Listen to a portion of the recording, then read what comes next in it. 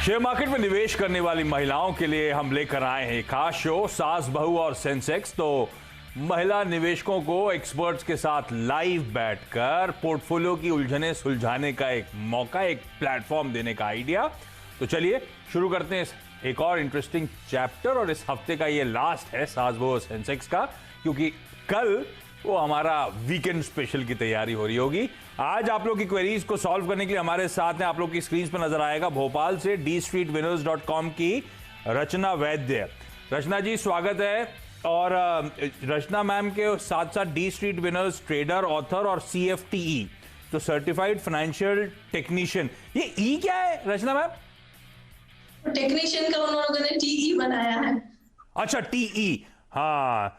तो ma'am thank you जुड़ने के लिए आज। अच्छा मैम से आऊं, बातचीत करने की शुरुआत करूं, साथ साथ बाकियों की क्वेरीज उठाऊं। उससे पहले जरा भारतीय बाजार आप लोगों की स्क्रीन पर आएंगे तो मजबूत है इस समय, कहना चाहिए। एक्सपायरी का दिन है और इस साल 2021 की पहली वीकली एक्सपायरी की हम लोग तैयारी कर रहे हैं। हुआ कि आज एक तगड़े गैप अप के साथ शुरुआत हो गई। तो गैप के साथ जब शुरुआत हुई तो भारतीय बाजार एक समय 110 पॉइंट निफ्टी ऊपर था।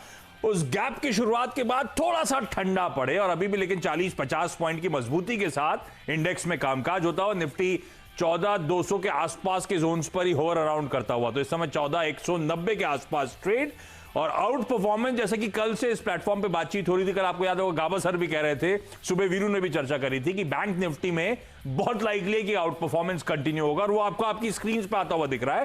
3/4% से ज्यादा के उछाल के साथ निफ्टी बैंक इस समय कामकाज करता हुआ।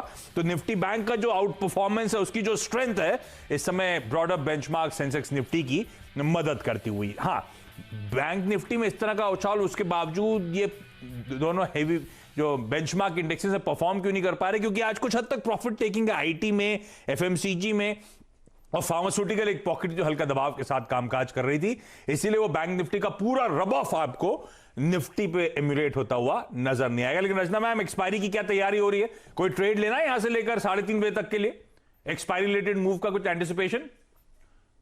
जी, अगर लेना हो तो बैंकिंग सेक्टर में ही लेना चाहिए, क्योंकि वो ज्यादा स्ट्रॉन्गर है। और बैंक निफ्टी की अगर बात करूं तो 32,200 पे है अभी, और 32,100 के थोड़ा नीचे 09032 पे ऐसे लगा कि अभी अगर ले ले तो 32,300 तक के इमीडिएट टारगेट्स के लिए खेल सकते हैं, और उसके बाद 400 बात करते करते। तो ठीक है, निफ्टी बैंक में अभी भी आउट परफॉर्मेंस निफ्टी बैंक में नजर आता है। और बोलते बोलते आपके तेजी तूल पकड़ती हुई, तो अब 1% की मजबूती के साथ वो देखिए निफ्टी बैंक अचानक उछाल दिखाता हुआ। और रिस्क रिवॉर्ड बड़ा फेवरेबल है 32,090 के स्टॉप के साथ, यानी कि यहां से 25 पॉइंट नीचे आपको स्टॉप लॉस लगाना है। 32,300 की तैयारी हो रही है, 30 पॉइंट नीचे स्टॉप, 180 पॉइंट का पोटेंशियल अपसाइड। और इसीलिए आप देख रहे हैं इस तरह का उछाल बोलते से ही वो स्टॉक में आता हुआ। तो अगर एक्सपायरी रिलेटेड मूव को प्ले करना है तो निफ्टी बैंक और निफ्टी बैंक में तेजी के थ्रू इस मूव को आप प्ले कर सकते हैं। चलिए अब जरा सबको स्क्रीन पर लेकर आए, एक एक करके बातचीत की शुरुआत करेंगे। और मुझे बताया जा रहा है सबसे पहले हम भारूच जा रहे हैं, दहेज से वर्षा जी जुड़ती हुई। वर्षा मैम हाय, गुड आफ्टरनून। अच्छा, आपकी स्टॉक क्वेरी पे आऊं वर्षा मैम, उससे पहले ये स्टॉक मार्केट में कब आए, कैसी रही अब तक की जर्नी, थोड़ा सा वो बताएं। सर बहुत अच्छी रही, मैं 3 साल से आई हूँ स्टॉक मार्केट में। हाँ। और मेरे हस्बैंड 10 साल से कर रहे थे। तो हस्बैंड कर ही रहे तो फिर आप भी क्यों घुसे? दोनों लोग एक ही साथ करते हो, अलग अलग अकाउंट खोल रखे हैं, अलग अलग ट्रेड करते हो? नहीं, अलग अलग। हाँ, किसका ज्यादा बेहतर है पिछले 3 साल का रिकॉर्ड? सिखाते हैं, अलग अलग करते हैं। तो अच्छा, हस्बैंड स्पॉटिंग कर लेते हैं ये कि ये वर्षा ये स्टॉक अच्छा लग रहा है, तो वो हस्बैंड अपने अकाउंट में भी लेते हैं और आपके अकाउंट में भी लेते हैं, आप भी अपने अकाउंट में स्टॉक लेते हो, ऐसा होता है क्या? हाँ, मेरे अकाउंट में भी लेते हैं और अपने अकाउंट में भी लेते हैं। अच्छा, अपना भी आप कुछ स्टडी करना, 3 साल हो गए, अपना भी कुछ स्टडी करना शुरू करा स्टॉक्स के बारे में? पहले IPO भर देते सर। हाँ। अभी थोड़ा बहुत सेल करती हूँ, लेती हूँ, फिर बेच देती हूँ, थोड़ा प्रॉफिट मिलता है तो। ये अभी आप खुद भी कर रहे हो, अपने आप ही ट्रेडिंग करना शुरू कर दी मतलब? हाँ। तो अभी पिछले 3 साल का रिकॉर्ड क्या कहता है? हस्बैंड बेटर परफॉर्म कर रहे हैं कि आप? हस्बैंड। हाँ, अच्छा। तो अच्छा वर्षा मैम, ये SBI कार्ड पे शायद आपकी क्वेरी है, ये क्या IPO के समय वाला माल है क्या? हाँ सर, वो मार्च में खरीदा था। हाँ। IPO प्राइस में। हाँ। तो अभी मेरे पास 19 शेयर है। तो अभी मैं क्या करूँ, ये अभी रख सकती हूँ या सेल कर दूँ, वो नहीं मेरा तो सवाल आपने था। तो बहुत उठापटक देख ली स्टॉक के साथ। आईपीओ में ज्यादातर जिन्होंने लगाया था उसी के अचानक बाद वो पैंडेमिक, लॉकडाउन, तो ये स्टॉक तो मेरे ख्याल से 500 के नीचे स्लिप हो गया था उन सब के बीच में, सबने माल छोड़ दिया था। लकीली आपने होल्ड ऑन करा अपनी हाँ। होल्डिंग्स को और अब फायदा मिल रहा है। तो रचना मैम क्या करना है, तो ये अब ऐसा कोई समय सीमा तो नहीं है ना वर्षा जी, कब तक रखना है, ऐसी कोई पाबंदी नहीं, पैसे की रिक्वायरमेंट नहीं, तो जब तक ज्यादा मुनाफा कमा पाए वो ही स्ट्रेटेजी लेके चलना है ना? कर सकती हूँ, होल्ड कर सकती हूँ मैं। होल्ड कर सकते हैं। और मैं आपका हर रोज CNBC हर रोज देखती हूँ। अरे वाह, थैंक यू हमें देखने के लिए। रचना मैम क्या करना चाहिए इनको, ये SBI कार्ड 755, क्योंकि इन्होंने कहा आईपीओ के समय तो इशू प्राइस 755 के आसपास का था, तब से होल्ड ऑन कर रही हैं। अब यहां से कितना और दमखम नजर आता है, रखना चाहिए क्या लॉन्ग टर्म के लिए? अच्छा पिक हो सकता है क्या? વર્ષાબેન તમારું કામકાજ બધું બહુ જબરું છે અને બહુ સારા લેવલની એન્ટ્રી છે, કઈ પ્રોબ્લેમ નથી। तो मैं ये कहूंगी कि इनका जो है इसमें और फर्दर मूवमेंट की उम्मीद बना के चलने का मतलब बनता है। इनको करना क्या चाहिए, अपना एसएल जो है उसको ट्रेल कर लेना चाहिए। तो ऑलरेडी बहुत अच्छे प्रॉफिट्स पे बैठे हुए हैं, तो 945 जो है वो उनके लिए अब एक इम्पोर्टेंट लेवल बन जाना चाहिए, जिसको इनको ट्रैक करना चाहिए कि ये लेवल होल्ड करता है कि नहीं। मतलब एक तरीके का रिस्क कंट्रोल जो आपका है वो अब 945 पे आपको ले लेना चाहिए। और अगर 945 सस्टेन रहता है तो इसमें आगे आप 1000 की और 1050 की शॉर्ट टर्म के प्लेयर के हिसाब से उम्मीद कर सकते हैं। तो इन लेवल्स को ध्यान में रख के इस स्टॉक में बना रहना चाहिए, होल्ड ऑन। बिल्कुल ठीक है। तो मैम हाँ, रख सकती हूँ क्या? फिर से पूछो आप प्लीज वर्षा जी। मैं 5 साल तक ये शेयर रख सकती हूँ क्या? बहुत फ्रैंकली बताऊं तो इतना लंबा नजरिया क्यों बनाया है जब हमें ये नहीं पता कि आने वाले 5 साल में क्या होगा और क्या नहीं होगा। And exactly at the end of the 5 years अगर उसी टाइम जब आपको एग्जिट चाहिए तब अगर मार्केट खराब हुआ तो सारी मेहनत पानी में जाएगी ना। तो आप ये करिए कि स्टॉप लॉस को ट्रेल करते रहिए और उसको ऊपर लेके जाते रहिए इन द सेंस, तो आपका जो प्रॉफिट जैसे जैसे बनता जाएगा वो लॉक भी होता जाएगा। तो भले आप बुकआउट ना करें लेकिन लॉक करके रखिए प्रॉफिट को, आगे आगे एक टारगेट बना के चलिए कि इससे ज्यादा मैं इसको रिट्रेस नहीं करने दूंगी, इससे ज्यादा मैं अब गिरने नहीं दूंगी। तो क्या होगा कि आया हुआ आपका पैसा कभी वापस चला जाए, ऐसा नहीं होगा। और हो सकता है 5 साल आप बने रहे। स्टॉक को बताने दीजिए कि आपको बने रहना है कि नहीं बने रहना है। हम क्यों सोचे, स्टॉक जो बताएगा वो हम करेंगे ना। वाह, तो 945 का स्टॉप लगाएं तो अपने प्रॉफिट्स को प्रोटेक्ट करें, और अगर अच्छा मोमेंटम आना शुरू हो तो स्टॉप लॉसेस को ट्रेल करते चले, ताकि आप अपने रिस्क स्ट्रैटेजीज को मिटिगेट करके रखें, उनकी तैयारी करिए। अपसाइड बाजार बताएगा आपको कितना और स्टॉक देता हुआ नजर आएगा। अच्छा रचना जी, आप भोपाल में हो और ये गुजराती कैसे आती है? मैंने तो कभी सीखी नहीं भोपाल में इतने सालों में। तो कहते हैं ना हम इंडियन है पहले, तो बहुत सी चीजें जानते हैं। अरे वाह। अच्छा, अब मैं जा रहा हूं गुजरात से नासिक, और नहीं नासिक नहीं, अब तो पहले मुंबई जाना है। मुंबई से सृष्टि नायक जुड़ती हुई, सृष्टि जी को स्क्रीन पर लेकर आ गई हैं। सृष्टि जी हाय। अच्छा, आपकी स्टॉक स्पेसिफिक क्वेरीज पे आऊं उससे पहले बताओ, आप कब से आप स्टॉक मार्केट में हो? मुझे स्टॉक मार्केट में आके सिर्फ 20 दिन हो गए। फिलहाल तो एक्सपीरियंस इतना कुछ मिला नहीं है, बिकॉज मार्केट बहुत हाई है एंड कब बाय करूं समझ नहीं आ रहा। And I am a student, तो संभल के बाय करना पड़ रहा है। नहीं, अच्छा स्टूडेंट हो, पिछले 20 दिन पहले ही स्टॉक मार्केट में आए, तो पहले तो मुझे सृष्टि समझाओ ये स्टॉक मार्केट में आने का डिसीजन क्यों लिया? मेरे दोनों पेरेंट्स ट्रेडिंग करते हैं इंट्राडे, मतलब वो 5-10 साल से करते आ रहे हैं। तो उनसे इंस्पायर होके मैंने भी ज्वाइन कर लिया फाइनली। अच्छा, ये 20 दिन हो गए, 20 दिन में क्या बहुत एक्टिव हो, क्या कर रहे हो आप? इन्वेस्टमेंट्स करने के लिए लॉन्ग टर्म पोर्टफोलियो कंस्ट्रक्ट कर रहे हो या कुछ ट्रेडिंग वेडिंग करने का मन हो रहा है, और ऐसा क्या हो क्या रहा है इस समय? मुझे लॉन्ग टर्म और मिड टर्म ट्रेडिंग करना है, बट फिलहाल मैंने थोड़े अक्यूमुलेट करना स्टार्ट कर दिया है छोटे छोटे क्वांटिटी में। और ये सृष्टि जो स्टॉक्स एक्यूमुलेट कर रही हो छोटे छोटे क्वांटिटी में, ये मॉम डैड हेल्प कर रहे हैं या अपनी खुद की स्टडी चल रही है? मैं मॉम डैड जो स्क्रिप्ट बताते हैं वो देखती हूँ, फिर CNBC आवाज को भी फॉलो करती हूँ। तो उन स्क्रिप्ट को ध्यान में रख के जब वो डिप लेता है, जब गिर जाता है, तब बाय करती हूँ। तो मॉम डैड पहले एंटर कर लेते हैं, आप जब डिप होता है तब एंटर करते हो, तो ज्यादा बेहतर लेवल पे एंटर कर रहे हो, ऐसा है क्या?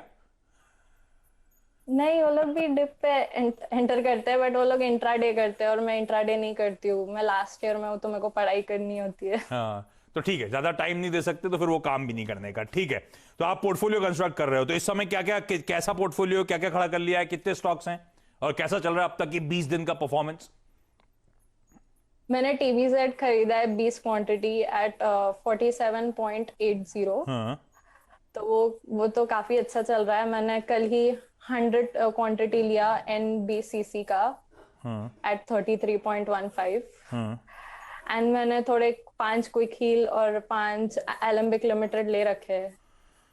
जो मुझे भाव And दिए गए हैं, IDFC तो क्विक हील में आप 22 रुपए बना रहे हो, एलम्बिक में भी मेरे ख्याल से आपकी बाइंग से 10-12 रुपए ऊपर है, टीबीजी तो खैर 48 की Yes. बाइंग और 90 के ऊपर आ गया है सृष्टि, और एनबीसीसी Yes. बाइंग के आसपास खड़ा हुआ है ना। तो पोर्टफोलियो का परफॉर्मेंस तो बुरा रहा नहीं अब तक। और ये सब लॉन्ग टर्म के लिए लिए हुए हैं स्टॉक्स, या ऐसा है कि जब अच्छा प्रॉफिट हो जाएगा बुक आउट कर लूंगी? लॉन्ग टर्म के लिए सोच रही हूँ। और रचना जी हैं क्या? बिल्कुल है, हाँ, बिल्कुल वो है। मुझे बताया जा, रचना जी है नहीं पता नहीं, वो आवाज क्या आ रही थी कान में। अच्छा, ये Quick Heal, Alembic Limited, TBG, NBCC levels तो ठीक हैं क्योंकि सब में गेन ही मिल रहा है इनको। ये लॉन्ग टर्म लाइफ स्टॉक्स हैं क्या? कैसे अप्रोच करोगे आप इन स्टॉक्स को? राइट। ये सृष्टि जी जो है, ये इस बात का एग्जाम्पल है, जो कहते हैं ना कि फाइनेंशियल विजडम जो है वो बचपन से शुरू होनी चाहिए और वो घर से शुरू होती है। तो इनके पेरेंट्स जो है उनको देख के ये सीख के आगे बढ़ रही है, ये बहुत बढ़िया बात है। हाँ। और ये लेसन्स जो है वो घर से ही शुरू होने चाहिए। और इनके जो स्टॉक्स है उसकी अगर बात करें तो टीबीसी की अगर पहले बात करते हैं, बहुत ही बढ़िया एंट्री लेवल है इनका, और ऑलमोस्ट ये अपने पैसे दुगने कर चुकी है, 2 टाइम्स मल्टीप्लाई कर चुकी है। तो अभी इसमें और उम्मीद है टीवीसी में। सो उनको करना ये चाहिए कि अपने एसएल को शिफ्ट करके 60 पे ले लेना चाहिए। तो 60 का लेवल जब तक ये स्टॉक होल्ड करता है तब तक वो उनमें बनी रहे। आगे जैसे और बढ़ेगा तो वो और फर्दर ये चीजें करती रहेगी। और आगे जो लेवल्स की उम्मीद कर सकते हैं, that could be around 120 and 135। ये मैं इसलिए कह रही हूँ क्योंकि उनका थोड़ा नजरिया भी लंबा है। तो ये उम्मीद हम रख सकते हैं 20-25% का रिटर्न फर्दर यहाँ पे और एडिशन हो जाए, ऐसी पॉसिबिलिटीज है। ओके, तो ये आप और दूसरा जो इनका स्टॉक है वो Quick क्विक Heal हील है। हाँ। क्विक हील में भी उनको अब ये करना चाहिए कि अपने कॉस्ट पे एसएल को ले लेना चाहिए। तो अब जो है वो अपने कॉस्ट पे एसएल को ले ले, which is around 150 I guess. तो वहां से फिर वो दोबारा उनको फर्दर होल्ड ऑन करके, अगर आता है पैसा और तो उसमें बनी रहेगी, और अगर नहीं भी आता तो कम से कम कुछ जाएगा नहीं, ताकि उनके लिए जो रिस्क है वो अब निकल जाए। कॉस्ट पे एसएल को ले लेगी तो होता क्या है कि उनके लिए वो फ्री राइड बन जाएगी। तो फ्री राइड मिलती है तो ट्राई करने में कुछ जाता नहीं है, बने रहना चाहिए और एसएल को ट्रेड करना चाहिए, कॉस्ट पे फिलहाल ले लेना चाहिए। तीसरा इनका जो है एनबीसीसी है ना। हाँ, एनबीसीसी 33 की बाइंग। हाँ, एनबीसीसी में उनको ये करना चाहिए कि एसएल को ले लेना चाहिए अब 29 के करीब। हाँ। और 29 पे अगर लेके वो होल्ड ऑन करती है, और अगर थोड़ा अभी फिलहाल पुल बैक दे रहा है, लेकिन अगर वो संभल गया स्टॉक, तो आने वाले टाइम में जो इसमें उम्मीद कर सकते हैं दैट इज 45, 50 एंड 60। तो इनका जो एसएल हो गया 29 पे और 3 टारगेट्स बन गए। जैसे जैसे एक टारगेट आता जाएगा उनको अपना स्टॉप लॉस जो है आगे बढ़ाते रहना चाहिए और बने रहना चाहिए। तो सारे स्टॉक मतलब अच्छे ही लिए हैं। सब पे कॉल यही आ रहा है कि होल्ड करना है, स्टॉप लॉसेस को ऊपर ले जाना है ना रचना मैम? ठीक ही है सारे स्टॉक? Yes yes, true. अभी एक और भी था इनका शायद, एलम्बिक लिमिटेड 94 की बाइंग। राइट। उसमें इनको ये करना चाहिए कि एसएल को 90 पे बना लेना चाहिए अब, क्योंकि अभी इसमें ज्यादा मूव आया नहीं है। तो और जो आया था वो भी थोड़ा बहुत वापस दे दिया है स्टॉक ने। हाँ। तो 90 पे एसएल बना के अगर चलेंगे तो अभी भी उम्मीद है कि दोबारा ये स्टॉक संभल जाएगा, फिर ऊपर जाएगा और तब इनको अच्छे नंबर्स दोबारा देखने को मिलेंगे। तो एसएल को 90 पे ले लीजिए और बने रहिए स्टॉक में। ठीक बात। तो ये सारे स्टॉक्स पे देखिए कॉल्स आ गए। सृष्टि, ये स्टूडेंट हो, मतलब आप क्या पढ़ रहे हो इस समय? मैं लास्ट ईयर हूँ ग्रेजुएशन में, मैं मैथमेटिक्स ऑनर कर रही हूँ। अरे बाप रे, मुंबई में? ठीक बात। नहीं, पूना में, बट अभी लॉकडाउन के वजह से मैं मुंबई में हूँ, मेरे पेरेंट्स। ओके ओके, आज ये बिल्कुल सही बात है। आपने मुझे बताया 19 ईयर्स ऑफ एज और स्टॉक मार्केट में लॉन्ग टर्म इन्वेस्टमेंट की सोच ली। मैंने उस समय ऐसा कर लिया होता तो वारे न्यारे हो गए होते आज मेरे। लेकिन ये बहुत सही है कि फाइनेंशियल विजडम बहुत जल्दी आ गई। मैं एक काम करता हूँ, छोटा सा यहाँ पे ब्रेक ले रहा हूँ। ब्रेक के उस पार आपको आपकी स्क्रीन पे जो नजर आ रही है वो स्वाति हैं और वो शिमला से जुड़ रही हैं। और स्वाति, पता नहीं शिमला में कितना ठंड है, कितनी ठिठुर रही है, लेकिन ब्रेक के उस पार, सॉरी आपका इंतजार कराने के लिए स्वाति, ब्रेक के उस पार आ रहा हूँ क्योंकि मैं बहुत सारी न्यूज रिपोर्ट्स पढ़ रहा था। वो माइनस डिग्रीज में भी शिमला में टेम्परेचर जा रहा है। हम लोग को बर्फ के गिरने की फुटेजेस चला रहे थे। खैर, आपसे बातचीत करता हूं ब्रेक के उस पार।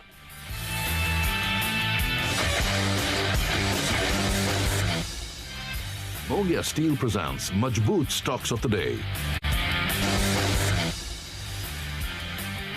ब्रेक के बाद आपका स्वागत है। और 1/3 से आधे % के उछाल के साथ सेंसेक्स और निफ्टी में कामकाज। और ऐसे रचना जी ने कहा था बैंक निफ्टी में खरीदारी करने के मौके, तो बैंक निफ्टी उन लेवल से अब लगातार एक ऊपर के टिक्स दिखाता हुआ आपको नजर आएगा। तो हमने 32.90 के स्टॉप के साथ इस समय बैंक निफ्टी को लॉन्ग कर रखा है ना। और देखिए, वो बोलने के बाद से वो मोमेंटम पकड़ा है। अभी इस समय 330 पॉइंट का उछाल 130 के जोन पे। मैं कहता हमारी बाइंग से इस समय 15-20 पॉइंट ऊपर ट्रेड करता हुआ देखते हैं। इस मोमेंटम को चेस करेंगे। लेकिन अब बाजार गर्म हो रहा है, लेकिन अब एक ठंडी जगह जा रहे हैं हम लोग। हम जा रहे हैं शिमला से स्वाति जुड़ रही है। स्वाति, हाय, स्वागत है। डायरेक्टर साहब, जरा फुटेजेस दिखाइए। कुछ दिन पहले आप दिखा रहे थे शिमला में बर्फ गिरने के, पहाड़ों पे बर्फ गिरने के। स्वाति, बहुत ठंड पड़ रही है इस बार। Good afternoon sir. बहुत ठंड है। लास्ट वीक काफी बर्फ पड़ी थी यहाँ पर। आज तो सनी वेदर है, बट सुबह और शाम तो बहुत ज्यादा ठंड है। तो अभी कोट वगैरह पहन के बैठे हैं। नहीं, हम तो बॉम्बे में भी शौक पूरा कर लेते हैं। हम तो बॉम्बे में ही कोट पहन लेते हैं, वो तो चलता है। लेकिन रात में तो माइनस में चले जाता है ना। हाँ जी सर, माइनस में चला जाता है। और सुबह को जब उठते हैं तो जो विंडो पेन्स होती है कार की, वो पूरी फ्रॉस्ट जमी होती है, उस पे पूरी बर्फ की लहर होती है एक। ओहो। और ठंड काफी है। तो आप ठंड को आप घर पे एंजॉय कर रहे हो और घर पे स्टॉक मार्केट पे एक्टिव हो गए, ऐसा है क्या? हाँ जी सर। कब से स्टॉक मार्केट में हो स्वाति? सर एक्चुअली मेरी मदर करती थी स्टॉक मार्केट में इन्वेस्ट। उन्हें मैं देखती रहती थी एंड रेगुलरली वो CNBC आवाज देखती हैं सुबह उठ के। तो मतलब मैं उनको ऑब्जर्व करती रहती थी। धीरे धीरे मतलब लास्ट ईयर से फिर मैंने अपना जो फुल फ्लेज डीमेट अकाउंट खोला है वो लास्ट ईयर से खोला है। 1 साल हो गया मुझे ट्रेडिंग करते हुए। एंड CNBC से टिप्स लेती रहती हूँ आप लोगों से। तो ये 1 साल हो गया। तो आप ये क्या ट्रेडिंग कर रहे हो, इन्वेस्टमेंट भी कर रहे हो, क्या अप्रोच है स्टॉक मार्केट में?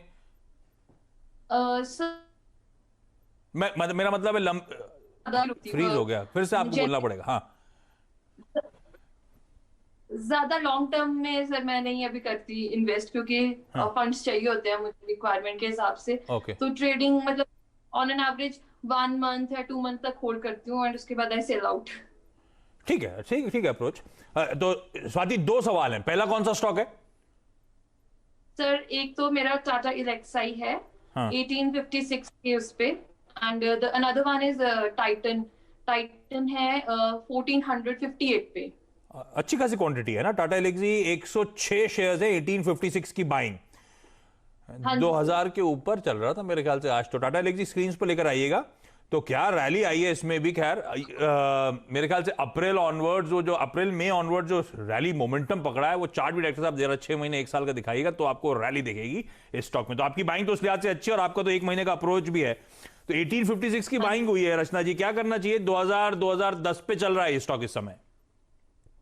सही बात है, बहुत अच्छी एंट्री है इसमें भी इनकी। और मेरा ये मानना है कि इनको अब अपना जो रिस्क मैनेजमेंट है उसको उस पर थोड़ा ध्यान दे लेना चाहिए। क्योंकि जैसे मैं हमेशा मानती हूँ अपने खुद के ट्रेडिंग में भी, और क्योंकि मैं स्टॉक मार्केट की ट्रेनिंग भी देती हूँ, सिखाती भी हूँ लोगों को काम, तो मैं अपने स्टूडेंट्स को भी यही बोलती हूँ कि जब लगा रहे हो ना पैसा, तब बहुत कंजर्वेटिव रहिए बिफोर कमिटिंग योर फंड्स। लेकिन जब निकलने की बात हो, you can be a little aggressive also. तो conservative entry and aggressive exit, उस हिसाब से मैं हमेशा चलती हूँ। अपने स्टूडेंट्स को भी यही बोलती हूँ और मैं इनको भी यही बोलूंगी। इनको अपना एसएल जो है उस हिसाब से देखे तो अब 1960 पे ले लेना चाहिए ना। 1960 पे जब ये एसएल लगा देंगी तो रिस्क तो पूरा वैसे भी निकल गया। ऑन टॉप ऑफ इट थोड़ा बहुत प्रॉफिट भी लॉक हो रहा है अगर वो उस लेवल को ट्रिगर करता है तो। और अगर नहीं करता तो she has a chance, she has an opportunity कि अगर वो फर्दर कंटिन्यूएशन करे अपवर्ड जर्नी का, तो इनको और ऊपर के लेवल्स इसमें मिल सकते हैं ना। क्योंकि इनका नजरिया शॉर्टर टर्म है, तो इसलिए टारगेट जो है उस हिसाब से बनना चाहिए। फर्स्ट टारगेट शुड बी 2040 और सेकंड टारगेट शुड बी 2100। तो 1960 पे एसएल और ये दोनों टारगेट्स। ये भोपाल में आप सिखाते हो, इस बार मैं छुट्टी पे आऊंगा तो मेरे को सिखाना कुछ, मुझे टेक्निकल भी सीखने हैं बाजार के थोड़े से। अरे आप आ जाइए बहुत सारी बातें करेंगे। मार्केट वाले लोग जब वैसे भी मिलते हैं ना तो उनकी बातें कभी खत्म नहीं होती। They've got so much to talk about। अच्छा, इनकी दूसरी कहानी बहुत होता है। हाँ, वो कहानी है, मुझे सीखना भी है, मुझे थोड़ा टेक्निकल और सीखने। टाइटन मैम 137 शेयर्स हैं, 1460 की बाइंग, तो 1500 पे है टाइटन शायद।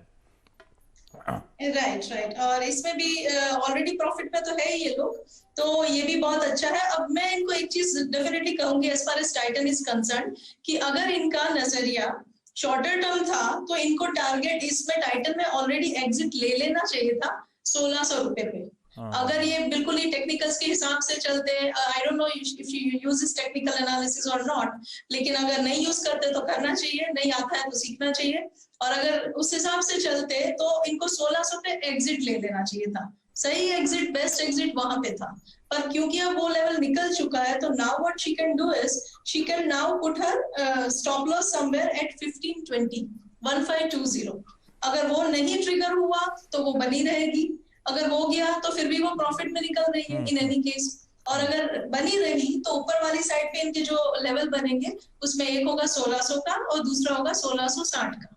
बिल्कुल ठीक। तो टाटा एलेक्सी 1960 का स्टॉप और टाइटन पे 1520 के स्टॉप के साथ स्वाति आप खड़े रह सकते हो इस समय। चलिए, इस नोट पर अच्छा लगा। वर्षा जी ने एसबीआई कार्ड खरीदा, सृष्टि ने क्विक हील, एलिम्बिक, टीबीजी, स्वाति ने टाइटन, टाटा एलेक्सी, और सारे भाव बड़े इंटरेस्टिंग थे, सब मुनाफे में। ये देख के बड़ा अच्छा लग रहा है स्टॉक मार्केट में आप लोग एक्टिव हो और अच्छी कमाई कर रहे हो। और आप सबका धन्यवाद जुड़ने के लिए। Rachna ma'am, thank you so much जुड़ने के लिए और इतने डिटेल में, इतनी अच्छी तरीके से सबकी क्वेरीज सॉल्व करने के लिए। Thank you so much. चलिए, मैं ब्रेक लूं उससे पहले आप सबको बता दूं एक काम की बात। तो सीएनबीसी आवाज और नेशनल स्टॉक एक्सचेंज ने एक स्पेशल कैंपेन की शुरुआत करी है, इन्फॉर्म्ड इन्वेस्टर। निवेशकों में जागरूकता को बढ़ावा देने के लिए एक खास पहल की गई है। किसी भी तरह की खरीदारी करते वक्त हम अपनी जरूरतों का खास ध्यान रखते हैं, उसी तरह हमें निवेश प्लानिंग करते वक्त भी अपनी रिस्क क्षमता और जरूरतों का ध्यान रखना चाहिए। एक समझदार निवेशक वही है जो किसी की नहीं सुने और किसी की सुनी सुनाई बातों में नहीं आए, अपना खुद का वाइज डिसीजन ले।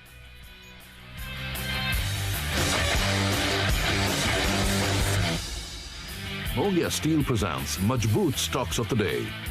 Goodbye.